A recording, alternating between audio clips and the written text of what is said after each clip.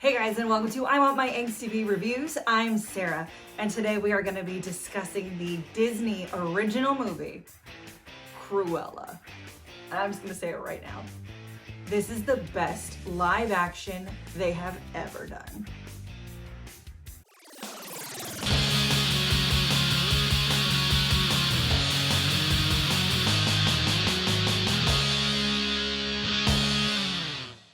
First things first, this review is going to be spoiler free, so don't worry. I promise I will not ruin this for you.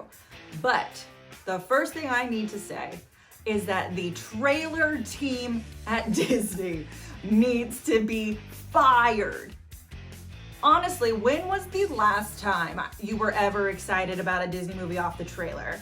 This trailer was garbage, making Cruella look like we were getting a Harley Quinn Joker movie. That's not it at all. And then like the Raya one was terrible. Remember Frozen? I thought Frozen was gonna be about a snowman. Get it together. Going in to see this film, my expectations were pretty low. And you know what? Maybe that's the plan. Maybe the whole idea of putting out terrible trailers is so that you go in with low expectations.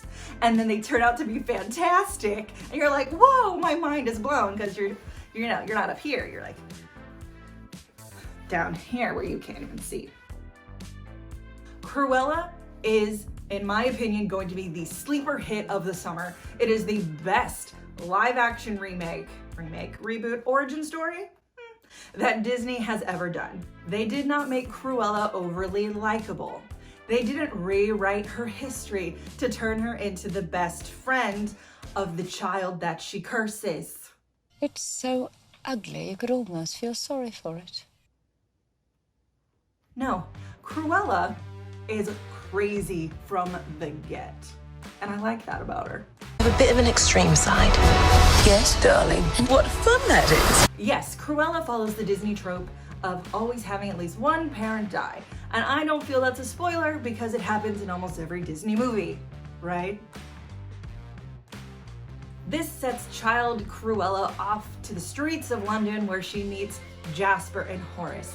The casting of these children into the casting of the adults is nothing but inspired. The entire cast of this film is inspired. Holy crap. I absolutely loved all of the colorblind casting in this film, because if you look back at the original cartoon, which is what this is going off of, it's a lot of very white British people, right? But as we know, it's not just white people who live in London.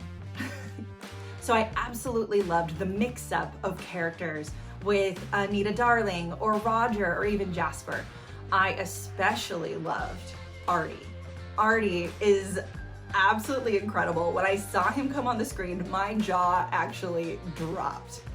They are the most progressive queer character I have ever seen in a Disney movie. And I am sure it's gonna ruffle some feathers. But at this point, it seems like Disney don't care. And I love it. You in? I do love trouble. And the fun doesn't stop there. This is honestly the best work I have seen Emma Stone do in ever. And yes, that means it's better than Easy A. That means it's better than House Bunny. And it is better than that performance in La La Land that she won the Oscar for. This, honestly, should have been her Oscar movie. She freaking kills it. Her accent is great. Her acting is spot on. I don't even know how to tell you how and why it's spot on, because I don't want to ruin it. So we're just gonna leave it there. We're just gonna leave it at that. I also think that the actors who play Jasper and Horace are exactly how I pictured them in my mind when bringing those characters from cartoon to real life. Like, absolutely perfect casting. Good evening, Mum. I also like that Cruella doesn't become super likable, which I think is a mistake in a lot of these origin films. They make them likable and redeemable and give them reasons as to why they became bad guys. And for me, Cruella is just Cruella, and it's all about owning who you are and who you were always meant to be. And there's no excuses. There's no like, oh, well, her mom died and that's why she is the way she is and wants to murder puppies. No, That's not it. That's not it. It's very nature versus nurture, which I think is very cool. I'm Cruella. A big question I'm sure some of you have is, are there dogs? Does Cruella want to murder dogs from day one? And that answer is no, I will say that. There are plenty of dogs, including my favorite, which is Wink, who is this little old chihuahua with an eye patch. And honestly, he steals the movie for me. He's the cutest, and I love him, and they use him in all the hijinks of when they're stealing things. It's just so good. He's so good. Everyone has a dog. Cruella has a dog. The Baroness, who Emma Thompson plays, has 3 Dalmatians. And honestly, my little issue with this, I have very few issues with this movie, and one of them is the CGI used on the dogs. I honestly thought they CG'd the dogs the entire time. And I was privy to a junket with Emma Thompson and Emma Stone where they said, no, the dogs were on set. However, they get CGI'd to be a little more angry or, to make them do what they want to do. And I think that was used a little too much, that it looked like they CGI'd the dogs the entire time. So maybe next time, just let the dogs be dogs and then CGI them when they're supposed to be mean. No? Okay. Now let's talk about the soundtrack of this movie. The soundtrack is fire. The songs used in each scene is incredible. See, I'm gonna be bumping this soundtrack in my car all summer. It is just 70s rock music, from punk to rock to what we consider classic rock now. This soundtrack, you're so good, sound design. The people who pick these songs, it's so good. I made that tape special for today. My special Monday morning tape for you! The fashion in this film, because if you remember from 101 Dalmatians, Cruella de Vil is a fashion designer. So we get to go on Cruella's journey of her becoming a fashion designer, and the fashion in this film. When was the last time we had a very fashion-forward movie? Really, was it Devil Wears Prada? Oh my God, it might have been Devil Wears Prada. Which exposed the exploitation of... Seriously, the fashion in this film is so incredible. Can we just put it in a Disney museum and let me go see it?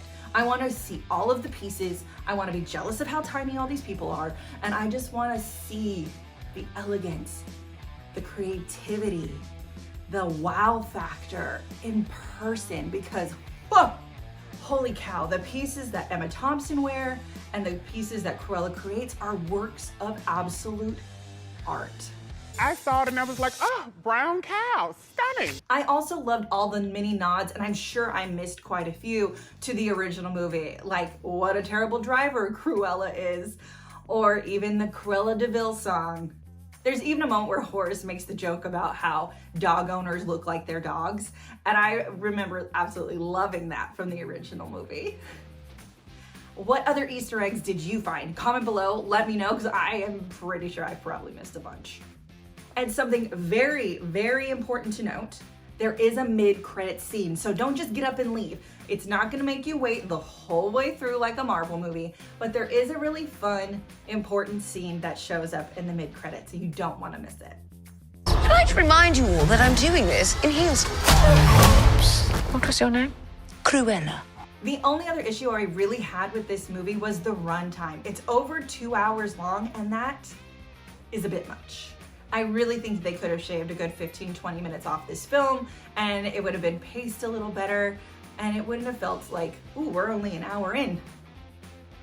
We got a lot more story to tell. And that's kind of how I felt. But in the end, I absolutely loved the story, so. Potato, potato. I also do think that they could have told this story without the Disney dead parent trope. It wouldn't have lowered the stakes any. The same story could have been told, but in a slightly different way. I think it would have had the same impact, and I think Cruella still would have come out the other side the same person that she becomes in this movie. So, can we just stop tragically killing parents in order to give someone a backstory? At this point, it's just lazy. Overall, Cruella is a smash hit. I cannot believe how much I absolutely loved this movie.